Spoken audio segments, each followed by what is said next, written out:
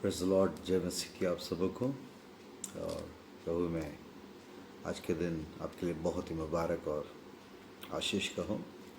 Wish you very very blessed Wednesday. आज का दिन बुधवार के दिन प्रभु आज एक नई तरीके से हमसे बातचीत करना चाहता है। प्रार्थना के बीच में एक वचन को परमेश्वर ने उभारा ताकि हम लोग थोड़े समय आज के दिन की शुरुआत परमेश्वर के वचन के साथ करते हुए और धन्यवाद में, स्तुति में बढ़ जाएं। और जो खास बात परमेश्वर ने इस बात को इस वचन के द्वारा सिखाई, यह है कि हमें हर एक परिस्थितियों में खुदा का धन्यवाद देना है, हर एक परिस्थितियों में। और ये कोई सजेशन नहीं है, ये कोई ऑप्शन नहीं है, बल्कि ये कमांडमेंट है प्रभु का। पहला थिस्सलुनीके उसका 5:18 पढ़ेंगे तो उसमें से लिखा है, give thanks to the lord in everything, give thanks to the lord in everything, because this is the will of God for us in Christ Jesus. हर बात में परमेश्वर का धन्यवाद करें, क्योंकि वो यीशु मसीह में होकर परमेश्वर की यही इच्छा है। और धन्यवाद देने के कई बार हम कुछ ओकेशन, कुछ स्पेशल ओकेशंस में, कुछ बरकतों के समय, कुछ प्रमोशंस के समय, कुछ इंक्रीमेंट के समय, या कोई ऐसी बात जो आपके जीवन में घटी हो, तब धन्यवाद के लिए थैंक्स गिविंग प्रेयर रखना, या धन्यवाद में इस बात के लिए परमेश्वर का गवाही देना, टेस्टिमनी देना। अगर परमेश्वर ऐसे लोगों को ढूंढ रहा है जो इस बात को जाने कि उनके जीवन में जो भी कुछ घट रहा है और जो घटेगा उन सब चीज़ों पर परमेश्वर का नियंत्रण है। इसलिए वो अपने बच्चों से ये एक्सपेक्ट करता है कि उसकी सॉवरेनिटी को जानते हुए हर एक बातों में खुदा की स्तुति, उसकी शुक्रगुजारी करें। तो बस सकते 34:1 में लिखते हुए दौड़ करता, मैं हर समय परमेश्वर की स्तुति करूँगा, उसकी स्तुति, उसका धन्यवाद निरंतर मेरे मुंह से होता रहेगा।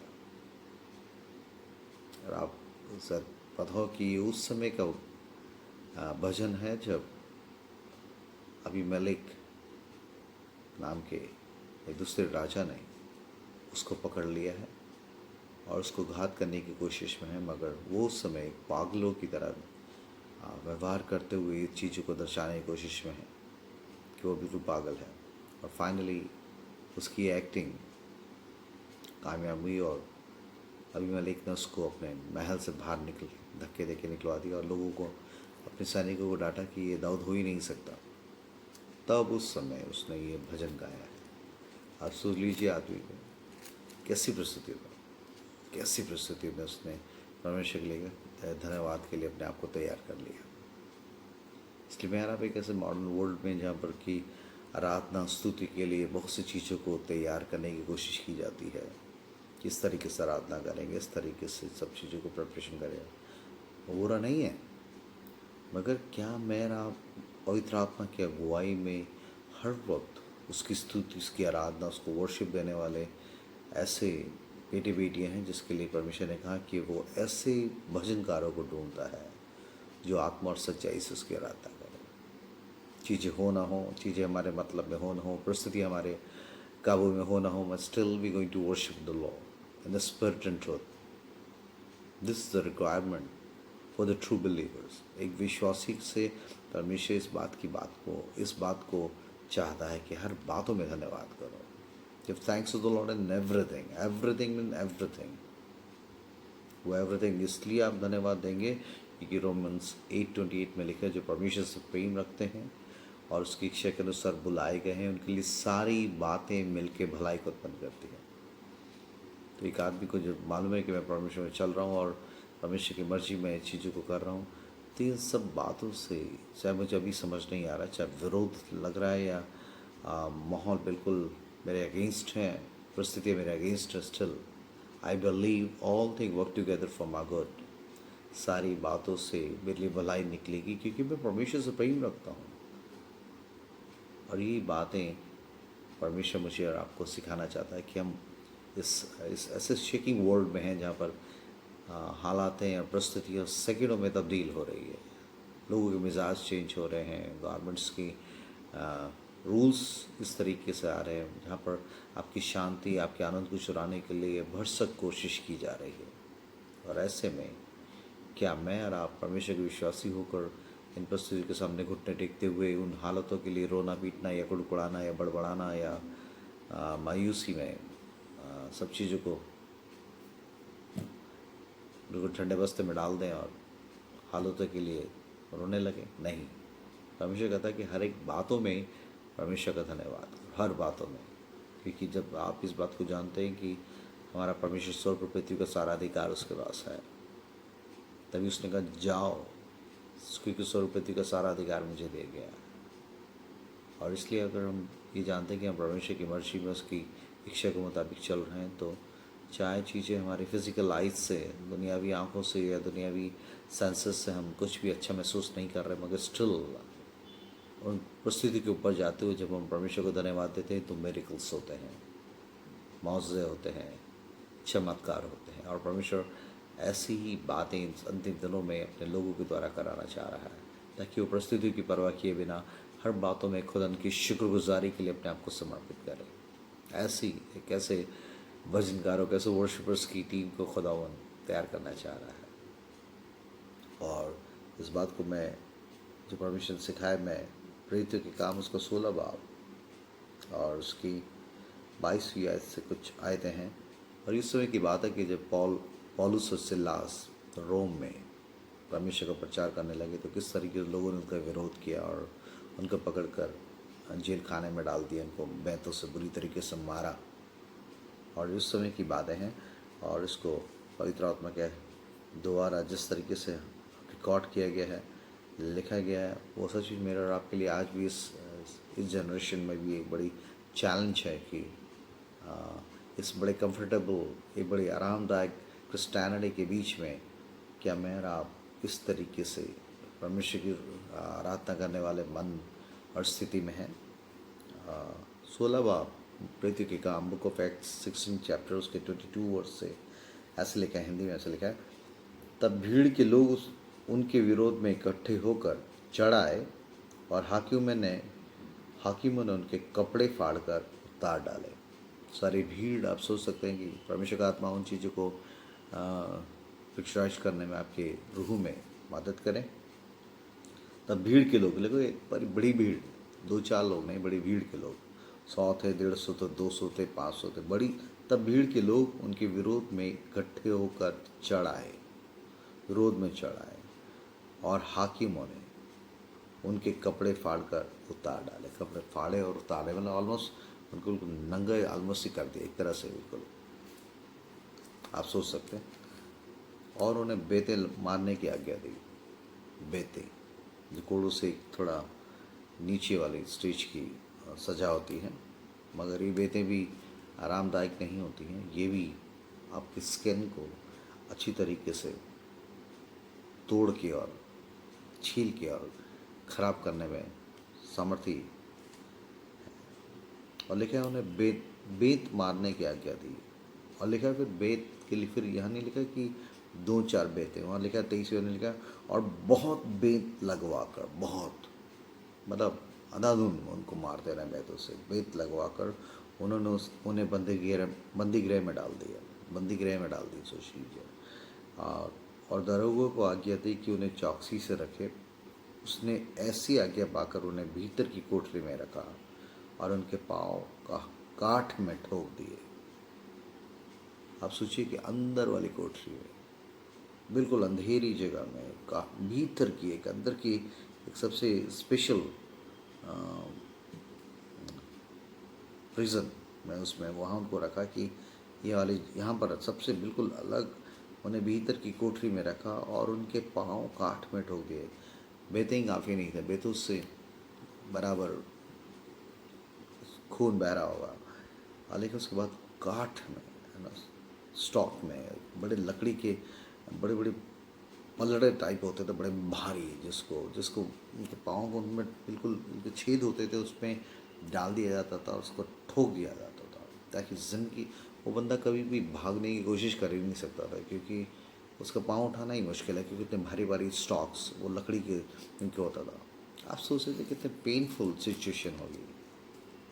अगर आपके कोई ऐसे 2 मिनट के लिए कुछ हाथ ही बांध दे तो मेरे और आपकी परिस्थिति कैसी, हमारा मिजाज कैसा हो जाता है। अगर यहाँ लिखा है कि उन्हें अंदर अंधेरी कोठरी में, अंधेरी कोठरी में, काल कोठरी टाइप लगा, भीतर की कोठरी में उनके पांव रखा और उनके पांव काठ में ठोक दिए। सिर्फ शरीर से, पीठों से ही उनके खून नहीं बह रहा था, बल्कि उनके पाँव को इस तरीके से ठोक दिया गया कि पूरे शरीर में एक अजीब सा दर्द और पेन वहाँ हो रहा था। आप सोच सकते हैं इस बात को। आधी रात लिखा और अंदर की कोठरी में थोड़ी देर के लिए हमारी लाइट चली जाए तो हमें आज किस तरह की परेशानी होती है और किस तरीके के माहौल में वो होंगे। आप सोचिए, उस घुटन जैसी अंदर वाली इनर केज में उनको डाल दिया गया, सफोकेशन। और कोई आज की तरह वहाँ उस समय गुड नाइट या और मच्छरों को भगाने वाली चीज़ ही नहीं होगी, पता नहीं किस तरह की गंदी चीज़ होगी, उसको सफाई उस तरीके की बिल्कुल फ्लोरिंग नहीं होती होगी, कैसे उसमें और उस गंदी से अंधेरे में, अंधेरे गुप्त उस कोठरी में उनको ऐसी गंदी परिस्थिति में उनको काठ में पाँव ठोक के, और वो काठ ऐसे होती थी कि जिस ठोकने के बाद आदमी जितना हिलता था उतना ही दर्द, उतना पेन होता होगा उसको। मतलब वो कोशिश करेगा ज़्यादा मूवमेंट की तो उसको और पेन होगा, क्योंकि कितने भारी वो स्टॉक, उस वो लकड़ी के फट्टे टाइप होते थे, इतने भारी, उसमें से एक ही पोजीशन में पड़ा तो पड़ा है, और थोड़ा सा भी हिलेगा तो उस पाँव से लेके उसके सर तक वो दर्द, पेन की वेव उसमें जाएगी। लिखा है भीतर की कोठरी में रखा और उनके पाँव काठ में ठोक दिए। 25 में से लिखा है आधी रात के लगभग, आधी रात के लगभग पौलुस और सिलास प्रार्थना करते हुए। आप सोचिए, आधी रात। जब इसमें चीज़ को पढ़ रहा था तो परमेश्वर आपने समझने की मदद करी कि आधी रात के रहे, मतलब 2-2:30 के बीच में, 2 से 3 के बीच में, या 1:30 से 3 के बीच में, 2 से 3 बजे के बीच में लिखा है पौलुस और सिलास प्रार्थना करते हुए परमेश्वर के भजन गा रहे थे, प्रार्थना कर रहे थे, परमेश्वर की स्तुति कर रहे थे, भजन गा रहे थे, ऐसा लिखा है। आप सोच लीजिए, मेरा वर्शिप टाइम चर्च में अपॉइंट करते हैं कि हाँ, सेपरेट करते हैं कि हाँ ये 1 घंटे वर्शिप करेंगे और ये वर्शिप टाइम है और ये है आराधना कराएंगे, मगर ये 24/7 वर्शिपर्स पौलुस और सिलास थे, और उन्होंने लिखा कि रात के आधी पहर में, कभी मैंने रात में उठ के आधी पहर में इस तरीके से खुदा की स्तुति, उसकी हमद करी है। उससे कम लोगों से मैंने गवाही सुनी है कि वो रात की आधी पहर में खुदा की रूह ने उठाया और उन्होंने खुदा की शुक्रगुजारी और धन्यवाद करना शुरू कर दिया, क्योंकि उन्हें स्ट्रांगली, डीपली उन्हें इस बात का मालूम था कि पवित्र आत्मा उन्हें इस बातों को करने के लिए फजल दे रहा है। और कितने मसीह लोग हैं जो आधी रात में उठ के दुआ करते हैं या आराधना करते हैं। आप सोच सकते हैं, आप सोच सकते हैं। आज मेरे और आपके लिए एक चैलेंज है कि मैं और आप क्या सचमुच खुदा की स्तुति कर रहे हैं, इस तरीके से, उस प्रार्थना कर रहे हैं रात के आधी पहर, बिल्कुल ऑकवर्ड टाइम, बिल्कुल हम अपने चर्च की टाइमिंग्स को भी बड़े कंफर्टेबल, सब लोग आ सके और सबको आरामदायक हो, ऐसी चीज़ें। Church, we are the church of God, और चर्च से परमेश्वर एक्सपेक्ट कर रहा है कि 24/7 परमेश्वर के लिए अपने आप को तैयार रखे, उसकी आराधना के लिए, उसकी स्तुति के लिए अपने आप को तैयार करे। और लिखा है कि रात के आधी पहर में। आज मेरा और आपके लिए क्वेश्चन है कि क्या मैंने और आपने अपनी ज़िंदगी के इस पड़ाव की, उस उम्र के दायरे में कितनी बार रात में उठकर आराधना या प्रार्थना करी हो। ये मेरा आपके लिए बड़ा चैलेंज है। और ख़ासकर ऐसी परिस्थितियों में कोड़ों से उधड़ी इस बैंदों से लगी हुई पीटें, पौलुस को तो वैसे ही 5 बार 39 कोड़े कहने के बाद उसकी हालत क्या हो गई होगी उस बैंतों के द्वारा। सोचिए आप, कपड़े फटे हुए, बिल्कुल ऑलमोस्ट नंगा करके उनको इस तरह की चीज़ें की और घसीट के फिर वहाँ ऐसी गंदी काल कोठरी में डाल दिया गया। और ऐसे में अपने जख्मों को, अपने घाव को सहलाने की जगह ये प्रार्थना कर रहे थे, स्तुति कर रहे थे दोनों। वाह, सोच सकते हैं आप। अजमेर आप किस तरह से कंफर्टेबल क्रिश्चियनिटी के हिस्से हैं कि हर चीज़ों में हमें आराम चाहिए। हमें चर्च में भी एक अगर 10 मिनट के भी लाइट चली जाए, पंखे बंद हो जाए इस गर्मी के माहौल में, क्या बीतता लोगों की, उनके हाव भाव बताते कि क्या है। मगर परमेश्वर का धन्यवाद हो कि ये लोग परमेश्वर के लिए इस तरीके से जीने वाले लोग थे कि लेकिन रात के आधी पहर बिल्कुल अलग टाइम हम लोग अपने समय को बड़े कंफर्टेबिलिटी से आसानी से सब चीज़ें करते हैं कि जब सब कुछ ठीक चल रहा हो तो हाँ आराधना करेंगे, अब स्तुति करेंगे, अब प्रार्थना करेंगे। मगर ये रात के आधी पहर में पौलुस सिलास प्रार्थना करते हुए परमेश्वर के भजन गा रहे थे और कैदी उनकी सुन रहे थे। कैदी, सारे कैदी जो वहाँ थे, अब मैंने लिखा कितने कैदी हैं, 100 थे, 150 थे, 200 थे, जो भी कुछ, 500 हो, बड़ी जेल है तो रोमन की तो सर 500 भी हों, अलग अलग बैरक में अलग अलग कैदी अलग अलग होंगे। और लिखा और कैदी उनकी सुन रहे थे। इस बात को भी मुझे परमेश्वर ने सोचा कि ये पौलुस सिलास इस तरीके से इतनी पावरफुल तरीके से आराधना कर रहे थे, स्तुति कर रहे थे, तो लिखा है और कैदी उनकी सुन रहे थे। कैदी सुन रहे थे। आप सोचिए कि कई बार मेरा आराधना करते तो पता लगता है पड़ोस के घर तक भी आवाज़ नहीं आती, या उसके लिए हमें बहुत से माइक्स और बहुत से लाउड स्पीकर्स की ज़रूरत होती है और स्पीकर्स की ज़रूरत होती है ताकि हमारी आवाज़ और ज़्यादा। मगर ये किस तरह की आराधना होगी कि वो 400-500 कैदी तक भी सब तक परमेश्वर के वचन की आवाज़ हो रही। वो किस तरीके से खुदा के रूल कुद्दूस ने उन चीज़ों को इतना एको किया होगा कि वो बातें, वो भजन हर एक कैदी सुन रहे थे। वाह! तो मैं आपको परमेश्वर में इनकरेज करना चाहता हूँ कि कई बार जब हम अपनी परिस्थिति की परवाह किए बिना कुछ इस तरीके की आराधना स्तुति के लिए अपने आप को समर्पित करते हैं तो उस चीज़ों को, उस थोड़ी सी पहल को परमेश्वर इतना एको कर सकता है कि वो बात बहुत से लोगों के लिए आशीष और बरकत का ज़रिया बन सकती है। बस कि आप उन हालातों पे हाय तौबा मचाने की जगह परमेश्वर का धन्यवाद दें। और क्या है कि वे करते हुए परमेश्वर का भजन कर रहे थे और कैदी उनकी सुन रहे थे। ठीक है, सारे कैदी सुन रहे थे। इतने में एकाएक बड़ा भूकंप आया। लिखा इतने में अचानक एक बहुत बड़ा भूकंप नहीं, सिर्फ लिखा बड़ा भूकंप, मतलब छोटा सा ट्रेमर नहीं कि थोड़ा सा हिलचल जो, नहीं, एक बड़ा भूकंप आया। यहाँ तक कि बंदर गिरे कि नींव हिल गई, पूरी फाउंडेशन जो जेल खाने की थी बिल्कुल हिल गई, पूरी हिल गई।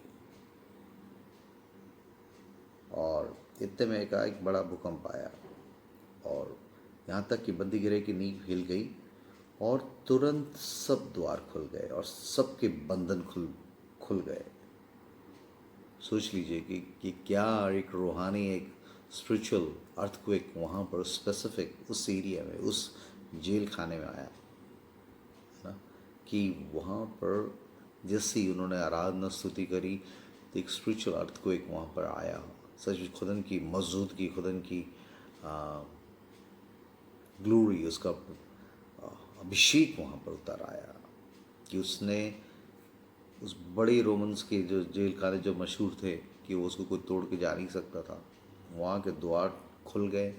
लोग पूरे, लेकिन सारे कैदियों के बंधन की चेनें जिस चीज़ों में थे वो सब खुल गए। सोचिए आप किस तरीके की, लेकिन सबके इनके ही पौलुस सिलास के नहीं, लिखा सबके, लिखा सब द्वार खुल गए और सबके बंधन खुल गए। सबकी चेनें, जो भी चीज़ चला के बंद जंजीरों में थे वो सब खुल गए। जब मैंने आप सचमुच खुदन की एक सच्ची आराधना, एक सच्ची भक्ति के साथ उन चीज़ों को करेंगे ना, तो आप ही के नहीं, आपसे जुड़े और आपसे सराउंडेड लोगों के भी बंधन यीशु नासरी के नाम से खुल जाएंगे। हालेलुया।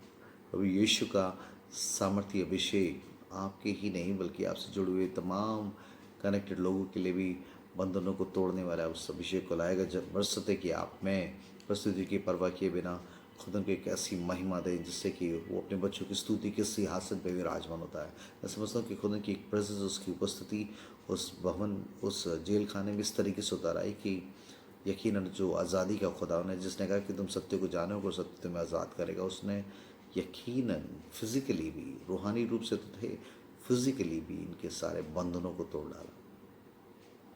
हालेलुया। परमेश्वर ऐसे वचनकारों की टीम को ढूंढ रहा है, ऐसे लोगों को ढूंढ रहा है जो पूरी दुनिया में, उसकी पृथ्वी भर में उसकी आंखें वृत्ति पर घूमती रहती है, लिखा है, ताकि जिसका मन उसके प्रति निष्कपट हो, उसकी सहायता में अपनी सामर्थ्य को सिद्ध करे।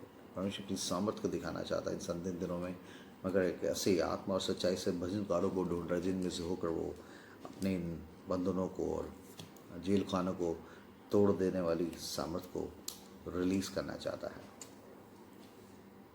हालांकि इतने में एकाएक बड़ा भूकंप आया और यहाँ तक कि बंदी गिरे की नींव हिल गई और तुरंत सब द्वार खुल गए। ऐसा नहीं कि दो चार, सारे उस जेल के अलग सारे द्वार खुल गए और सबके बंधन को सबके खुल गए।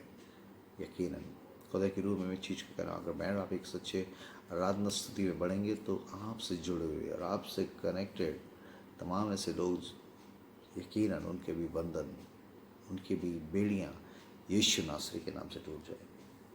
हाले का दरों का जाग उठा और बंदी गिरे के द्वार खुले देखकर समझा कि कैदी भाग गए हैं, अतः उसने तलवार खींचकर अपने आप को मार डालना चाहा। परंतु पौलुस ने ऊंची शब्द से पुकार के कहा, अपने आप को कुछ हानि ना पहुंचा, क्योंकि हम सब यहाँ हैं, क्योंकि हम सब यहाँ हैं। आप सोच रही कि कैसी परिस्थिति देखी। नेचुरली से मालूम था कि अगर एक भी कैदी भाग गया तो उसकी पोस्ट तो गई और उसको मृत्युदंड मिलेगा इस बात के लिए। और उसने कहा इससे पहले मैं अपने आप को सुसाइड कर लूँ, ख़त्म ही कर लूँ इससे पहले। मगर पौलुस ने ऊंची आवाज़ से पुकार के कहा, हम सब यहाँ हैं, हम सब यहाँ हैं। आप सोच लीजिए कि ऐसे किस तरह के क्रिमिनल्स वहाँ होंगे, कैसे कैसे कितने टाइम से वहाँ कैदी होंगे जो अपने छूटने की वाट जो रहे हैं। और ऐसे में द्वार खुल गए, उनके बंधन खुल गए और एक भी बंदा नहीं भागा, एक बंदा नहीं भागा, एक भी कैदी। किस तरह के क्रिमिनल होंगे वहाँ, किस तरह कुख्यात और ख़तरनाक वहाँ मुजरिम हो सकते वहाँ पर जिनको कैद किया गया था, मगर एक भी नहीं भागा। जबकि उनकी चेनें टूट गई, उनके बंधन खुल गए, इवन द्वार खुले हुए थे। आप सोच सकते हैं कि जो भागने की फिराक में होंगे, जो वो किस तरीके से, ऐसे मौक़ों को कौन नहीं कैश करेगा। मगर ये सारे के कैदी वहाँ पर वहीं थे। लिखा है कि वो लोग, उसने पुकार के कहा, अपने आप को कुछ हानि न पहुंचाओ, क्योंकि हम सब यहाँ हैं, हम सब। पौलुस से लाज नहीं, सारे के सारे कैदी जिनकी जो बेड़ियाँ टूटी थी वो सब भी वहीं इकट्ठे थे, कोई नहीं भागा। इस चीज़ को सोचने लगा, मैंने कहा खुदा, जिनकी ऐसी जंजीरें टूटी हों और ऐसे बंधनों से एक बड़े मिरेकलस तरीके से आज़ादी मिली हो तो कौन रुकेगा। मगर मैं सोचता हूँ कि उन दुनियावी और दुख देने वाली चेनों को टूटने के बावजूद भी they are come under the chain of God's love. परमेश्वर के प्रेम की वो जंजीरों में इस तरीके से पूरे कैदी भी बिल्कुल समा गए थे कि उन्होंने भागने की जगह परमेश्वर की उपस्थिति में मगन होना और उस आज़ादी को और इस अभिषेक को महसूस करना बेहतर समझा, और खुदा की रूह ने उनको इकट्ठा कर रखा वहाँ पर। सच में जब मेरा परमेश्वर के प्रेम के द्वारा आज़ाद होते हैं तो वो प्रेम की चेन्स हैं जो बाकी दुनियावी तमाम शैतानी चेनों से और पाप की चेनों से इतना आज़ादी देती है कि उस प्रेम में आप कैद होना चाहते हैं। तभी पौलुस खुद अपने लिए लिखता हुआ कहता है कि मैं परमेश्वर यीशु मसीह के लिए जंजीरों से जकड़ा हुआ राजदूत हूँ। परमेश्वर ने मुझे आज़ाद किया है, मगर मैं जंजीरों से जकड़ा हुआ राजदूत हूँ कि मुझे इस प्रेम के आगे वो सब चीज़ें खोखली और कूड़ा नज़र आती है और उन सब जंजीरों को मैं तुझ जानता हूँ और इस प्रेम की जंजीरों में बना रहना चाहता हूँ। मैं इसमें इसी में मगन रहना चाहता हूँ। ये love chains I need it always, लेकिन जंजीरों से जकड़ा हुआ। परमेश्वर चाहता है कि मेरा आप भी भविष्य की लव की चेन्स में इस तरीके से उसके कैदी हो जाए, उसकी मर्जी को, उसके मोहब्बत के इतने गुलाम बन जाएं कि हर एक उसकी मर्जी को बजा लाने के लिए एक नई सामर्थ उसके द्वारा अता की जाए। हालेलुया। और लिखा है, तब दिया जलाकर जेलर दिया जलाकर भीतर लपका और कांपता हुआ पौलुस सिलास के आगे गिरा वो डर था, वो जो उसने सुना कि आवाज़ आई कि सब हम यहीं हैं, तो लिखा दिया जलाकर उस अंधेरे में जब वो उस काल कोठरी के पास गया तो कहा और कांपता हुआ पौलुस सिलास के आगे गिरा और ऊंचे और उन्हें बाहर लाकर कहा, हे सज्जनों, उद्धार पाने के लिए मैं क्या करूं? उद्धार पाने के लिए मैं क्या करूं? उन्होंने कहा, प्रभु यीशु मसीह पर विश्वास कर तो तू और तेरा घराना उद्धार पाएगा। सोचिए कि उस जेल में जो आदमी हुई दरोगा जिसने बेते लगवाई, उससे उसके लिए इनके परमेश्वर के लिए परमेश्वर का प्रेम देखी इनके जीवन में। उसको डांट फटकारने के लिए नहीं देखा, तूने क्या हुआ, तो हमें तूने हमसे कितना बुरा बर्ताव किया और ये को नहीं। उन्होंने कहा कि उसने पौलुस सिलास ने कहा, तू विश्वास करो तेरा घराना उद्धार पाएगा। सोचिए उस दरोगा की इस अथॉरिटी को, इतना अथॉरिटेटिव आदमी के, वो लिखा कांपता उनके पाँव पे गिर गया। मतलब जब मेरा उस खुदा की सच्ची आराधना करेंगे तो ऐसे लोग जो आपको डरा रहे हैं या धमका रहे हैं, उन लोगों को भी परमेश्वर ऐसा आपको पाँव की चौकी बना देगा। और आप देखेंगे जब आप एक सच्ची आराधना में, एक सारी सच्ची भक्ति में अपने जीवन बिताएंगे, तो ऐसे लोग जो आपके विरोध में हैं, जिन्होंने आपको कष्ट दिए हैं, उन्हीं लोगों को भी परमेश्वर दीन कर देगा, उनको भी हम्बल कर देगा और जानेंगे कि यहाँ पर परमेश्वर यीशु मसीह के बेटे बेटियाँ हैं। उन्होंने कहा, प्रभु यीशु मसीह विश्वास कर तो तू और तेरा घराना उद्धार पाएगा। और उन्होंने उसको और उसके सारे घर के लोगों को, प्रभु को, उनको, उसको और उसके सारे घर के लोगों को प्रभु का वचन सुनाया। रात को उसी घड़ी उसने उन्हें ले जाकर उनके घाव धोए, वो घाव जो उसने दिए थे धोए, और उसने अपने सब लोगों समेत तुरंत बपतिस्मा लिया। अब सोचिए कि जब ये इंडिविजुअल वहाँ पर था बंदा, मगर जब उसने सुना कि इतनी बड़ी छुटकारे की बात है, तो वो उसने कहा इस उद्धार के लिए उसने रात ही रात में अपने पूरे खानदान के लोगों, लेकर सारे परिवार के लोगों को बुला लिया, वचन सुना, सच्चाई को जाना और उसी रात को बपतिस्मा लिया। आज वर्ष ज़्यादा कि सचमुच कभी हम बड़ी इंडिविजुअल क्रिस्टियनिटी को लेके घूमते रहते हैं। Do you have a burden like jailer, कि उसके पास ऐसा बर्डन था कि जो सच्चाई, जो उद्धार की बातें मैं सुन रहा हूँ, ये मेरे तक सीमित ना रहे। उसने रात ही रात में सोचिए भगा कर लोगों को, अपने घर के लोग कहाँ फैले होंगे, कितने लोग होंगे, सारे पूरे परिवार खानदान के लोगों को बुला लिया और सबने वचन सुना, विश्वास किया, अपने जीवन प्रभु को दिया, बपतिस्मा लिया। तब उसने उन्हें अपने घर में ले जाकर उनके आगे भोजन रखा और सारे घराने समेत परमेश्वर विश्वास करके आनंद किया। हालेलुया। वो मातम और वो बीड़ियाँ, वो बैतों की जगह एक बड़ी खुशी में वो ऊँची चीज़ तब्दील हो गई। एक बड़ा आनंद वहाँ पर गूंजने लगा और एक बड़ा उद्धार का काम उस जेल खाने में, उन कैदियों के बीच में और जेल के घराने में एक पूरा खानदान नई तरीके से परमेश्वर की महिमा में आ गया। उसकी वजह ये थी कि पौलुस सिलास जैसे लोगों ने अपने जख्मों की सहलाने की जगह, अपने घावों को सहलाने या बड़बड़ाने कुड़कुड़ाने की जगह, अपनी परिस्थिति की परवाह किए बिना खोदन की ऐसे वक्त में, जबकि नॉर्मली हम लोग नहीं करते, आधी रात पहर में परमेश्वर से प्रार्थना करी और स्तुति करी और उसके द्वारा एक बड़ा भूकंप आया।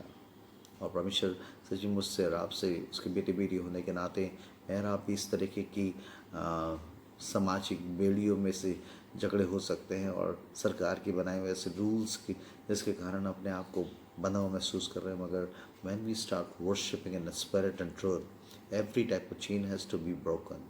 हर तरह की जंजीरों को टूटना लाजमी है और वो छुटकारा इतना बड़ा होगा कि आपसे जुड़े हुए, आपके सराउंडेड, आपके इलाके के, आपके गली के लोग जानेंगे कि यीशु ही जीवित प्रभु है।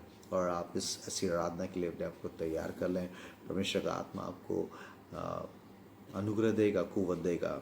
तो और बस यही बात को खुद चाहना चाहता है कि अपनी परिस्थितियों की, अपने समय की परवाह किए बिना आप एक ऐसे 24/7 ऐसे वर्शिपर बन जाए जो किसी परिस्थिति के मोहताज ना हो, जो किसी खास आरामदायक परिस्थिति के मोहताज ना हो, बल्कि वो कहें कि मैं हर समय यहोवा की स्तुति करूँगा। और बस यू आमेन।